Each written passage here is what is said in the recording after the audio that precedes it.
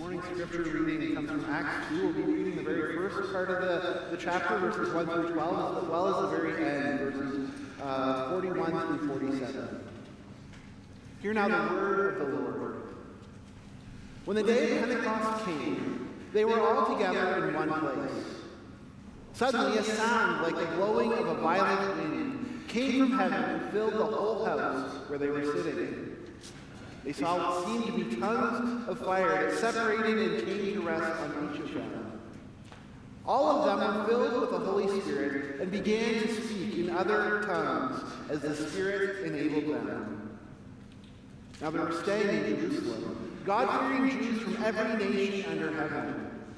When they heard this sound, a crowd came together in bewilderment, because each one heard their own language being spoken. Utterly amazed, they asked, "Aren't all these who are speaking Galileans? Then how is it that each of us hears them in our own native tongue? Parthians and Medes, and Elamites, residents of Mesopotamia, Judea, Cappadocia, Pontus, and Asia, Phrygia and Pamphylia, Egypt, and parts of Libya near Cyrene, visitors from Rome, both Jews and converts to Judaism, Cretans and Arabs, we hear them declaring the wonders of God in our own tongues. Amazed and perplexed, they asked one another, "What does this mean?" And then jumping ahead to verse 41, those who accepted his message were baptized, and about 3,000 were added to their number that day. They devoted themselves to the apostles' teaching and to fellowship, to the breaking of bread and to prayer. Everyone was filled with awe at the many wonders and signs performed by the apostles. All the believers were together and had everything in common. They sold property and possessions to give to anyone who had need. Every day they continued to meet together in the temple courts. They broke bread in their homes and ate together with glad and sincere hearts, praising God and enjoying the favor of all the people. And the Lord added to their number daily those who were being saved. This is the word of the Lord. Thanks be to God. So today, May 28th, 2023, is the day that we celebrate Pentecost. Today is the day known as Pentecost Sunday. And all around the world, Christians are coming together to celebrate the gift, the coming of the Holy Spirit. As we read in the first part of Acts 2, on that very first Pentecost Sunday, the people who were gathered together in Jerusalem to celebrate the first fruits of the harvest, as well as to celebrate the giving of the law of Moses, these people were gathered together and they heard this great sound. The sound they heard was like the blowing of a violent wind that came from heaven. With it came what seemed to be tongues of flame that separated and came to rest on the heads of those who were waiting in the upper room of the house with the disciples. Now, if you remember from just 10 days ago when we celebrated Ascension Day, we gathered here together on a Thursday evening for worship. The disciples went with Jesus and they watched as he ascended into heaven, as he was lifted up from the earth. And they watched until his body was concealed or covered by the clouds. After he left them, they went back to Jerusalem, where they gathered together in the upper room of a house, in a safe place where they could meet and where they could pray. 10 days they spent there in prayer, waiting for God to reveal to them the next steps of his plan. They had no idea what to expect in those 10 days, only that they were to remain in Jerusalem and that they would receive a gift of God as Jesus had promised. Honestly, I don't even know that they knew it was going to be 10 days. They didn't know how long they were going to wait for this gift that they were to receive. All that they knew was that this gift would come. And when it came, it would come with power. And when they received it, they would become Jesus' witnesses in Jerusalem, in all of Judea and Samaria, and even to the ends of the earth. Would the gift come in a box? Together with a fancy bow and gift wrap and colored wrapping paper? Would it maybe come in a bottle or a jar with a cork at the top of it, like a wine bottle? Maybe it'd be some kind of elixir of life that when you uncork it, when you drink it, you would feel some superhuman power come over you, like they do in some of the superhero movies that we can see. Now, any of this was possible, as Jesus never gave them a full indication of how the gift would arrive when the Spirit would come to them, or what the Spirit would do to them when he finally did come. A student of the Old Testament would know that when God's Spirit came in that time, it often came with great physical strength. Samson was filled with God's Spirit, and he couldn't be bound. His strength was like that of Superman or the Hulk, comic book characters who could smash the largest of obstacles to pieces with their bare hands. Saul, the first king of Israel, was filled with the Spirit, and he began to prophesy, to speak God's truth with the prophets in his time, pointing the people of God to his love for them and his desire for them to be holy. David, too, was given the Holy Spirit when he was anointed. And while he had many great gifts through which he served, we have no evidence of how God's Spirit may have worked in him in specific ways. What would this coming Spirit be like? And how would it affect these first disciples as they waited in this upper room and as they prayed? The disciples had no idea what God's Spirit would do to them. And they had no idea how it would overcome them and how it would work in them. And honestly, neither did we. As Reformed Christians, we believe that faith comes from the Spirit. That we wouldn't have the ability to even have the ability to profess our faith without God's Spirit working in our hearts. And that is true. But throughout the book of Acts, there are so many examples of God's Spirit at work in ways that seem unfathomable to us today. Peter and the other disciples are given this miraculous ability to speak in languages that they could not have known.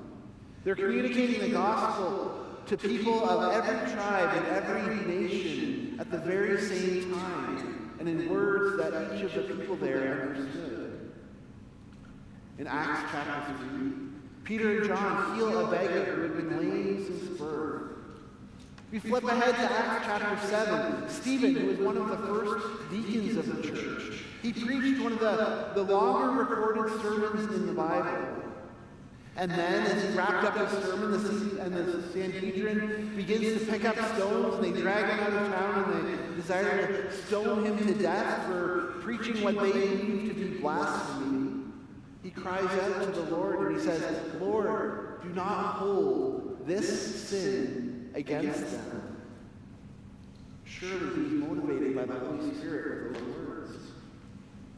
Now Paul faced being shipwrecked, being bitten by poisonous snakes, and all kinds of persecution as he preached the gospel, and as he was empowered by God's Spirit to faithfully endure. Perhaps the greatest miracle that came from being filled with the Holy Spirit is recorded in Acts 4, where we read of people selling all of their possessions and giving to the poor, and giving for the common good of all who believed. Pure, selfless service with no glory, no gain, and no recognition for themselves. The disciples had no idea that any of this would happen as they waited in that upper room and as they prayed. All they knew was that they were waiting for a gift that was promised and that it would soon come to them. Today is Pentecost Sunday. Today is the day that we celebrate the sending of God's Spirit, not only for the disciples and for the early believers, but also to live in us and to live among us, to empower us to act and to be his holy people. But what does that mean for us today?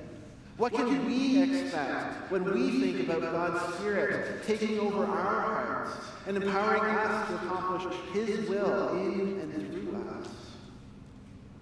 First of all, we can expect seeds of faith to be planted in our hearts. If you were here last week, you would have heard a sermon on 2 Peter 1, in which we talked about seeds of faith. We compared faith to an acorn that a person can hold or that they can plant in the ground. Now, faith comes from God. It's something that's given to us. But like a seed, we can put it in our back pocket, and we can leave it there where it will never grow.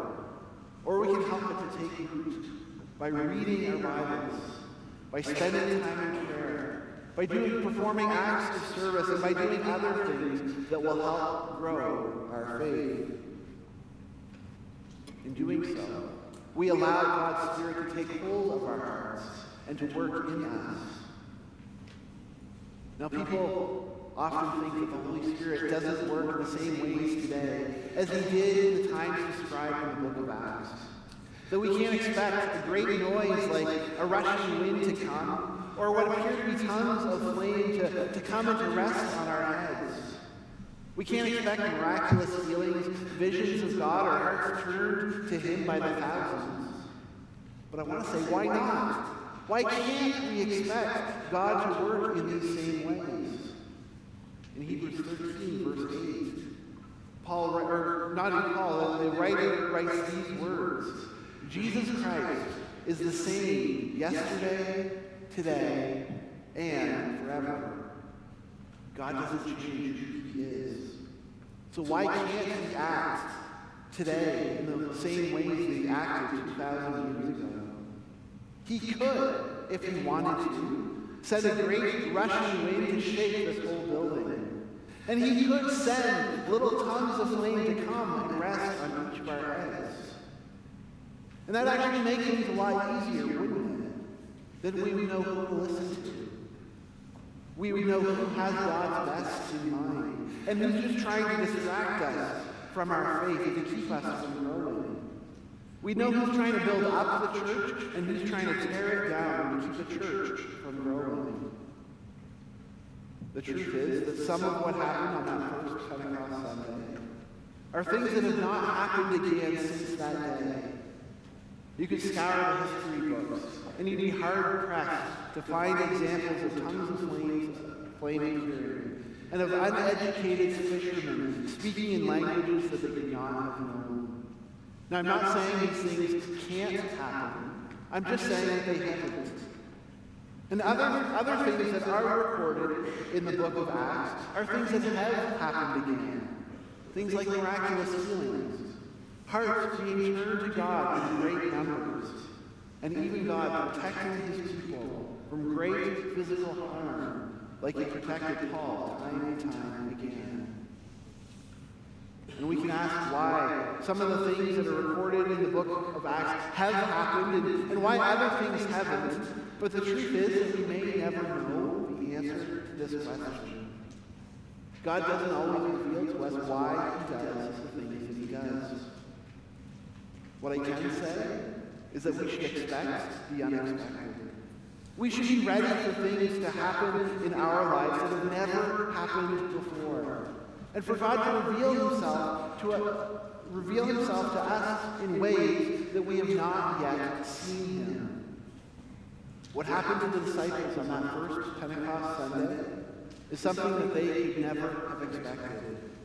They could not have known as they sat together in that upper room praying that God was about to reveal Himself through a great wind and through tongues of fire and through the ability to speak in languages that they didn't know. All that was completely unexpected, but they were ready for it. They expected the unexpected. Because of their patient waiting, because of their time in prayer, God prepared their hearts for what He was about to do in them. He prepared their hearts so that when He did send them His Spirit, they were ready for it. They were ready to go out and begin preaching the gospel. Like those first disciples, we too can expect the unexpected. We can take time to prepare our hearts for God's Spirit to work in us. We can open our hearts to His working, and we can allow them to be changed so that God can accomplish His will in us, and so that He can work through us in powerful ways like He did in those first disciples. God may not work in all the same ways that He did when He first unveiled His Spirit on that first Pentecost Sunday. But part of that may be because we're not prepared for His Spirit to work in us. If we've not taken the time to make ourselves ready, if we've not taken time in confession, in prayer, and in reading His Word, we may not be ready for God's Spirit to work in our hearts the ways that He wants to. Like the disciples, we need to take this time to prepare our hearts so that we are ready, and so that we can see when God begins to work in and around us. One thing I can tell you for sure is that God begins to act in us long before we are aware of what He is doing. In 1 Corinthians 12, the Apostle Paul addresses the gifts of the Spirit, which are signs of God's Spirit working in us. There are different kinds of Spirit or gifts, Paul says, but the same Spirit distributes them. There are different kinds of service, but the same Lord. There are different kinds of working, but in all of them and in everyone, it is the same God at work. Then he says something I want you to pay close attention to. Now to each one, the manifestation of the Spirit is given for the common good. The manifestation, the revealing of God's Spirit is given for the common good. When God gives us His Spirit, when He enables us to act in certain ways and to do things in the power of His Holy Spirit, He has a very specific reason for it. His reason for sharing His Spirit with us is for the common good of the church. It's to build up the church. In the second part of the text that we read, in Acts 2, verse 41, we read that the church grew by 3,000 in a single day. And then we read a description of the church that bears repeating. They, that is the church, devoted themselves to the apostles' teaching and to the fellowship, to the breaking of bread and to prayer. Everyone was filled with awe at the many wonders and the signs performed by the apostles. All the believers were together and had everything in common. They sold property and possessions to give to anyone who had need. Every day they continued to meet together in the temple courts. They broke bread in their homes and they ate together with glad and sincere hearts, praising God and enjoying the favor of all the people. And the Lord added to their number daily those who were being saved. This is the work of the Holy Spirit in that time. This description of the church in Acts 2 is evidence of the Holy Spirit at work in the hearts of believers in the first century. If we want God's Spirit to work in us, then we need to emulate this description of the early church. We need to devote ourselves to the teachings of this church, and to the fellowship and to the breaking of bread and to prayer. We need to give of ourselves to share with those who have need. And we need to share in the life of all God's people. This is the sign of God's Spirit working in our church. In Romans 6, verse 4, in the verse that Casey chose to remember his baptism by this morning, we read these words. We were therefore buried with him through baptism into death, in order that, just as Christ was raised from the dead to the glory of the Father, we too may live a new life. That new life is life in the Spirit. That new life is life in the church, building up, encouraging, and sharing in the life of other believers. That new life in the church is what's described in Acts 2, verses 42 through 47. Today we add 2 to our number, one through baptism, one through profession of faith. And I give thanks for this. And I pray that God may continue to add to the number of those who believe. And I pray that God will continue to work in us by his Holy Spirit. And then he'll build up his church through the gifts of the Spirit which he gives to his people. And I pray that we will continue to join in the work that he is already doing in and around us. And that we may show signs of his Spirit at work in our hearts. Let's make that our prayer this morning. Let us pray. Almighty God, you poured out your Spirit upon gathered disciples, creating bold tongues, opening ears, and creating a new community of faith. We confess that we hold back the force of your Spirit among us. We do not listen for your word of grace, speak the good news of your love, or live as a people made one in Christ. Have mercy on us, O God.